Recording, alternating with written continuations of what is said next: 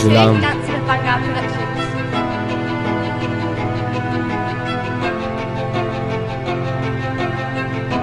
Виж, и дълго време въобще даже не търсих причина. Просто живеех без ни най-малко да се интересувам. И чак през сегашната 2011 година ще се опитам отчасти да се обрисувам. Хиляди действия спрямо различните хора не ми пукаше въобще, съжалявам. Но сега ми тежи и вече чувствам умора. Затова засрамен заставам и се извинявам. А тази причина една единствена беше: момчето трепереше, във ъгъл седеше, наранено беше, но никога не ревеше. Нещата се обърнаха и той стана различен, гаден, отмъстителен, а пък и доста себичен, критичен към себе си, но и към другите. Пукната пара не даваше за путките, себе си не уважаваше, но избяга от куршумите. Върна се мил и любезен, но с лоша репутация, грешно оценен беше и това го побърква и не успя да излезе от тая галимация. И сега към стария себе си бавно се връща. Затова моля те, не бързай и дай ми време, ще ти докажа, че по-добър човек съм станал. Почти се отървах от старото бреме и нов път, нова посока съм хванал.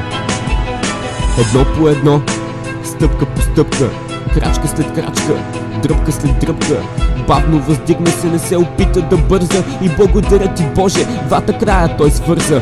Но я виж около мене какво се случва, какво повикало, такова се обадило и някой май сега се опитва да ми го връща. Сърцето на парченца мисля пак се е разпаднало. Няма нищо, аз съм си виновен, не се оплаквам, просто съм разстроен, че не съм бил добрите. Това ли е мнението ти? Нов човек съм, дай ми шанс, край на изречението ми. Не искам с лош момент да ме запомняш. Знаеш, че те обичам, трябва ли да припомням? И знай, че за каквото и сълза да отромваш, а заедно с теб ще въздишам и ще изнемогвам. Ще споделям щастие и радост, ще споделям нещастие, ще споделям нерадост.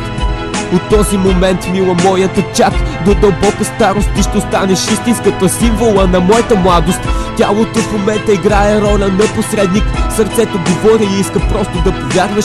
Вече няма го оня стария мошенник, моля те за последно мен да ме зарадваш. Обичам те, просто ей така на тебе никога не съм го казвал. Ценя те повече от всичко, искам те, толкова ли съм нагъл? Честно стига, вече съм бягал заради тебе, аз се преродих.